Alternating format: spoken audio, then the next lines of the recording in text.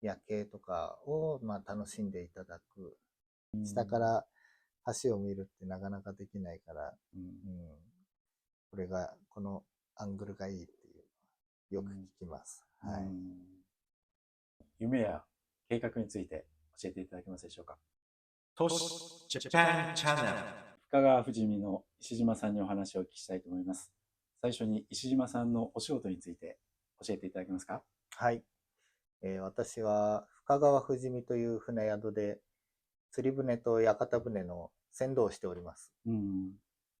石島さんで6代目ということなんですが、かなり老舗だと思うんですけれども、藤見さんの歴史について教えていただけますでしょうか。話によると、もう江戸末期にはあったということなんですよね、うん。船宿が。うちのお店にも、明治一桁ぐらいの時の絵が飾ってあったりして、その絵は深川図書館に所蔵されているものをお客さんが持ってきてくれうたんですけれども、ん。まあね、なんかそういった絵があるくらい昔からはあるんだなっていううね、そういう認ん。識ですかね。うん。はい。かなり古い、お店でいらっしゃいますですよそうですね。ね。150年ぐらいは続いてるんですかうね。うん、ん。船は何艘お持ちでいらっしゃるんでしょうか。ですね、登録してある船で23だったかな。うん。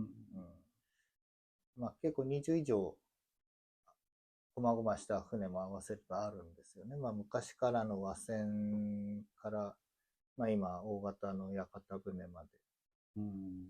あと、釣り船とかもありますし。一番大きな船で何メーターぐらいあるんでしょうか。だいたい一番大きな屋形船が北斎っていう屋形船なんですけど、30メーターぐらいですかね。30はい。メーター。そちらの船を、あれですよね。石島さんが操船されるということですよね。あ、そうですね。私えだけじゃないですけど、うん。私も、操船してますね。うはい。ん。そうすると船の船長さんでいらっしゃるということにもなそうるわけですね。ですね。はい。うん。ました。屋形船の楽しみ方について教えていただけますか。普通のレストランと一緒で、うちの場合は、一品一品揚げたての天ぷらを出す、天ぷらを中心にした懐石料理なんですけれどうも、ん。そういったね、海の幸、新鮮なお刺身とか、揚げたての天ぷらを楽しんでいただきつつ、隅田川ですとか、お台場の急所名所、夜景とかを、楽しんでいただくという感じですかね。うはい。ん。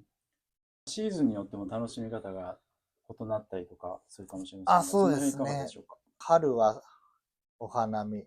あの浅草の方まで隅田川を登ってって、両岸に咲く桜を眺めるっていうコースもありますし、あと夏はね、屋形船本番の時期ですので、初期払いですとかに使っていただいていいと思うんですよね。で、あと、秋は月見って、そんな月お客さん実際には見てないですけどあとは冬は忘年会、新年会とかでうん。お使いいただいて、大体年中、うん、動いてますね。うはい。ん。東京湾でのこの見応えとか、何か景色についてはいかがですか。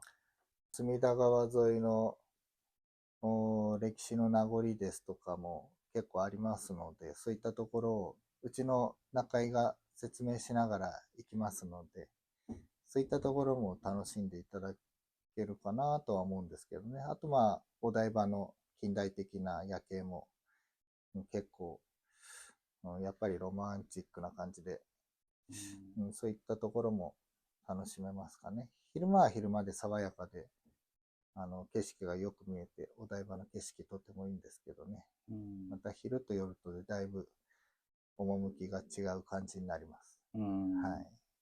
幼い頃から東京湾を見ていらっしゃったということですけど、ここ30年、40年ぐらいの東京湾の変化というのは何か感じられることはございますか。そうですね。まあ、見える景色が、うんだいぶ変わってきましたね。うんやっぱり30年ぐらい前にやっとレインボーブリッジができて、お台場が徐々にこう、建物が建っていくっていう。あとまあ、東京タワーの周りにも高層ビルがうんあどんどん建ってきて、お台場からもちょっと東京タワーが見えづらくなってきてるなってのはちょっと思いますね。あとまあスカイツリーですかね。はい。うん、あれも10年ぐらい、十数年前に建ったんですかね。うん、まあ変わらずにね、残ってる急所名所もありますけれども、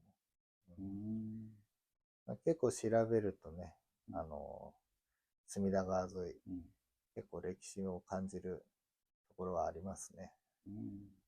まあ、結構この後ろのはい。屋形船のあは襖にもね、これ歌川広重の絵が描いたんですけど、これは昔の江戸時代の隅田川から見えた景色を描いてあるので、随分変わりましたですよね。そうですね、はい。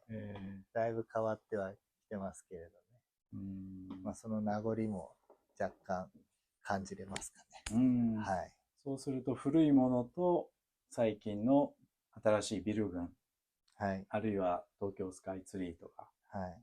その辺が、はい。両方楽しめるっていう、まあ歴史の、ね、時間の流れを感じれるっていう意味じゃ、そういったところが魅力かもしれないですね。はい。あと隅田川ですけれども、かなりたくさんの橋がかかってると思うんですけれどはい。も、橋の下をくぐっていくというようなことは、まあ日常ですと橋は上を歩くものですけれどまあも、そうですよね。船に乗はい。りますと橋の下を通るということで、うん。なかなか非日常的な体験ができるように私は思うんですけれども。なるほど、そうですよね。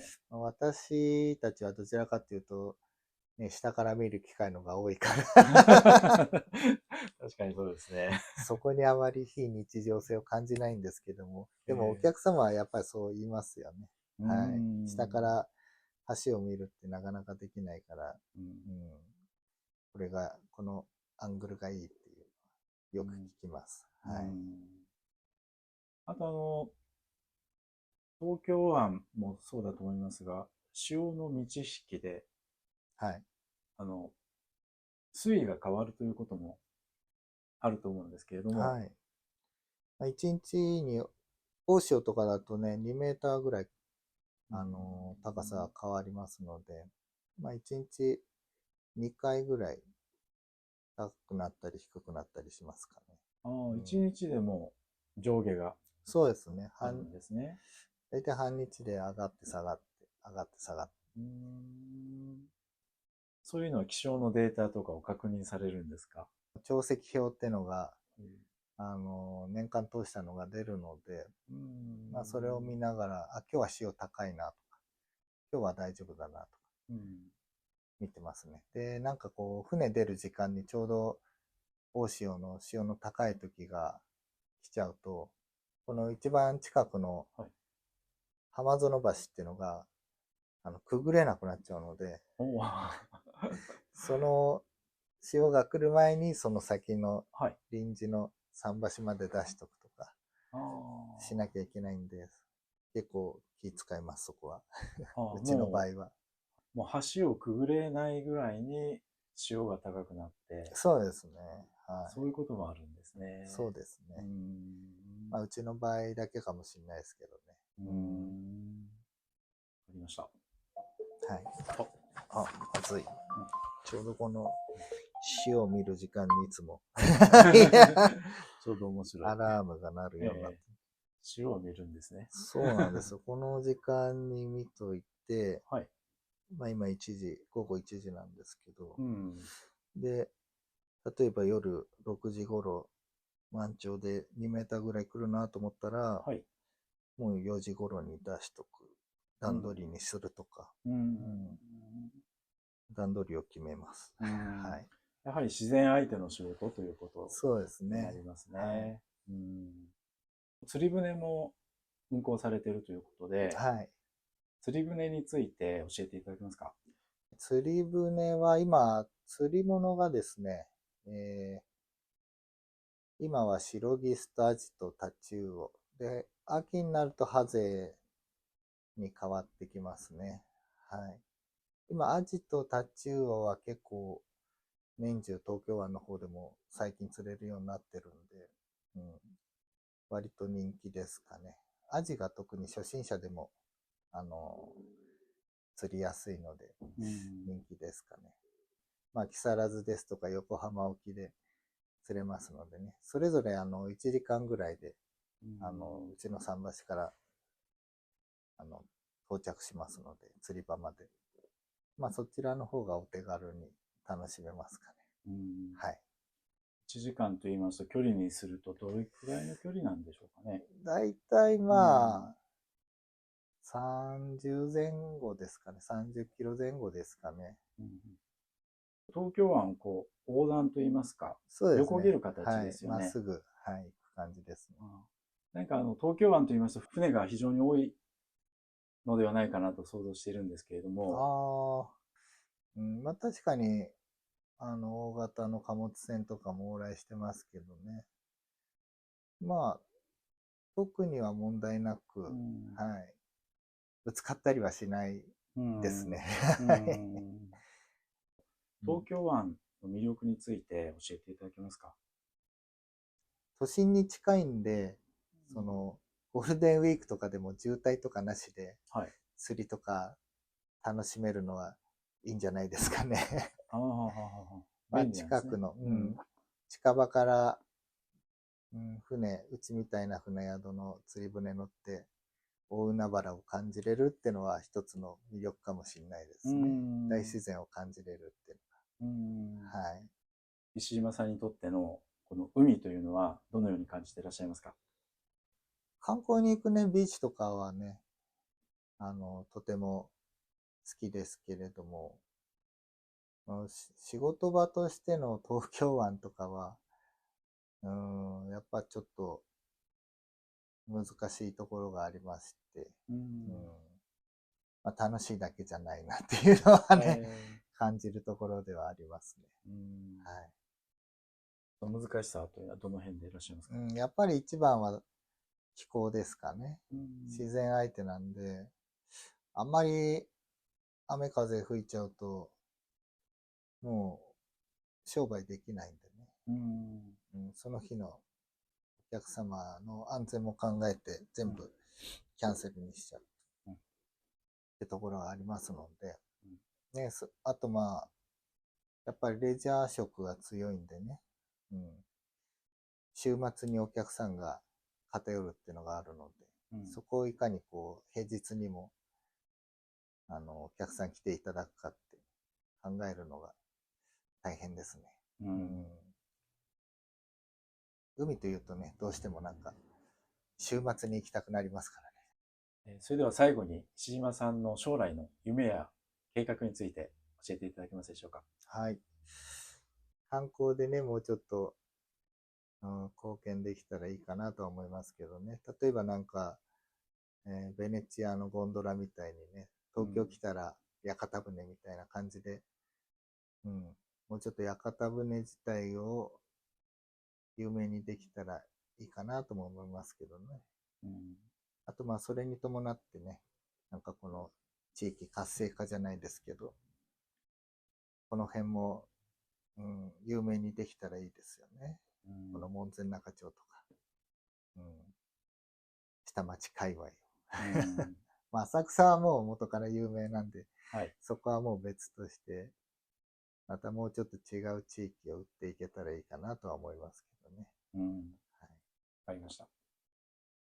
これからも屋形船、皆さん楽しめるように、ぜひ頑張ってください。ありがとうございます。本日はどうもありがとうございました。ありがとうございました。ご視聴ありがとうございました。コメント、いいね、チャンネル登録お願いします。Thank you for watching. Please like and comment on the video and subscribe to my channel. See you next time!